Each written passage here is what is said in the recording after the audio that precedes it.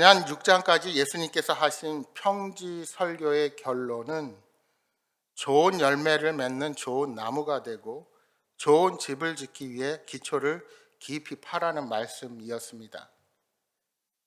오늘 본문은 이러한 예수님의 명령, 말씀대로 순종하여 살아가는 것이 어떠한 것인가 하는 것을 우리에게 생각하게 해주는 말씀입니다. 예수님 당시 유대 땅은 로마의 점령하에 있었습니다. 유대인들을 억압하고 통치하기 위해 로마 군인들은 주요 마을마다 주둔하고 있었습니다. 가버나움도 당시에 갈릴리의 중요한 마을이어서 로마 군인들이 주둔하고 있었습니다. 본문의 백부장의 보직은 우리로 말하면 로마 군대의 중대장급으로 매우 중요한 보직입니다. 그러니까 보통 일반 군인의 자리가 아니라 할 수 있습니다. 여러분, 대개는 주둔지의 군인이 사람들에게 강압적이고 무례하기가 쉽습니다. 그런데 여기 나오는 백부장은 그런 면에서 좀 다른 사람입니다. 그는 유대 사람들을 사랑하여 가버나움의 회당까지 지어준 사람입니다. 뿐만 아니라 평소에 회당의 장로들과도 좋은 관계를 유지해서 그들에게도 존경을 받는 사람이라고 추천할 만큼 인정했습니다.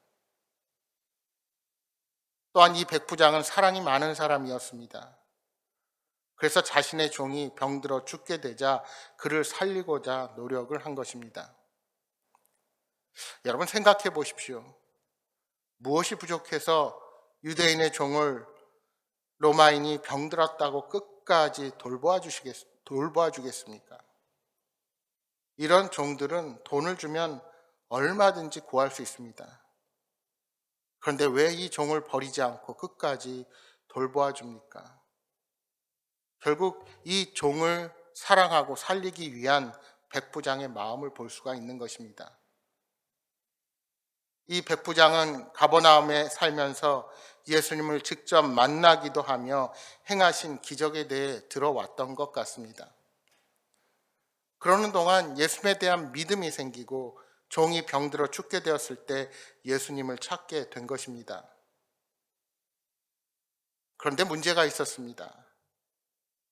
이방인인 백부장이 자신은 이방인이기 때문에 자기 집으로 주님을 오시라고 할 수 없고, 또 예수님께서 자신을 잘 알지도 못하는데 갑자기 찾아가서 이런 어려운 부탁을 한다는 것도 그에게는 쉽지 않은 일이었습니다. 고민하던 백부장은 회당의 장로들을 찾아가 부탁합니다. 장로들의 부탁을 받은 우리 주님께서 어떻게 하십니까? 주님은 백부장의 집으로 향하십니다. 그런데 정말 문제는 여기서부터입니다. 백부장은 주님께서 오신다는 기별을 받고 당황한 것입니다. 그래서 어떻게 합니까? 친구들을 보내서 이렇게 전합니다. 6절 이하 8절 말씀을 다시 보십시오. 주여 수고하지 마옵소서. 내 집에 들어오심을 나는 감당하지 못하겠나이다. 그러므로 내가 주께 나아가기도 감당하지 못할 줄을 알았나이다. 말씀만 하사 내 하인을 낫게 하소서. 나도 남의 수하에 든 사람이요 내 아래에도 병사가 있으니 이더러 가라 하면 가고 오라 하면 오고 내 종더러 이것을 하라 하면 하나이다. 본문 6절에 내 집에 들어옴을 나는 감당하지 못하겠나이다 하는 이 말은 1차적으로 이방인과 교제하는 것을 금지하는 유대인들의 전통을 염두에 둔 말이기도 합니다. 자신은 주님을 집으로 모셔드릴 수 없는 이방인이기에 주님 앞으로 직접 나아갈 자격이 없는 사람이라고 겸손하게 말하는 것입니다. 그렇다면 주님을 모실 수도 없고 그 앞으로 나아갈 자격도 없다면 어떻게 하겠다는 것입니까? 그러나 단순히 자신이 이방인이기 때문에 모실 수 없다는 말만은 아니었습니다. 그는 자신이 부하들에게 어떻게 하는지를 생각해 보았습니다. 그리고 주님께 그대로 해달라고 부탁드립니다. 그 부탁이 무엇입니까? 나 같은 사람도 아래 수하에게 오라고 하면 그들이 오고 가라고 하면 가는데, 하물며 하나님의 아들인 주님이시라면 주님의 말의 권위는 내 정도에 비교하겠느냐는 겁니다. 그러니 명령만 하라는 것입니다. 어떻게 해서 병을 낫게 해주실지 모르지만 내 하인이 나을 것을 믿는다는 것입니다. 그것도 여러 말이 필요 없이 한 말씀만 하시라는 겁니다. 여러분, 이 사실을 전해드는 우리 주님께서 어떻게 반응하십니까? 9절에 이렇게 말씀합니다. 예수께서 들으시고 그를 놀랍게 여겨 돌이키사 따르는 무리에게 이르시되 내가 너희에게 이르노니 이스라엘 중에서도 이만한 믿음을 만나보지 못하였노라 하시더라. 예수님께서 그를 놀랍게 여기셨습니다. 주님은 백부장의 말에 깜짝 놀라신 것입니다. 지금까지 성경에 많은 믿음의 사람들을 기록하였지만 이러한 믿음은 없었다고 말씀하십니다. 이스라엘 중에도 이러한 믿음을 만나지 못하셨다는 것이죠. 주님은 오로지 이 말씀만 하셨습니다. 그리고 다시 돌아서서 가시고자 하는 길로 떠나셨습니다. 그런데 여러분, 어떻게 되었습니까? 부하들이 집에 들어와 보니 이미 종이 나와서 깨끗해진 것입니다. 그럼 여러분, 언제 종이 나왔을까요? 바로 우리 주님께서 백부장을 칭찬하는 순간일 것입니다. 주님은 단지 그의 믿음을 칭찬했을 뿐인데 이미 그 순간 하인의 병은 나음을 얻은 것입니다. 그렇다면 무엇이 이것을 가능하게 했겠습니까?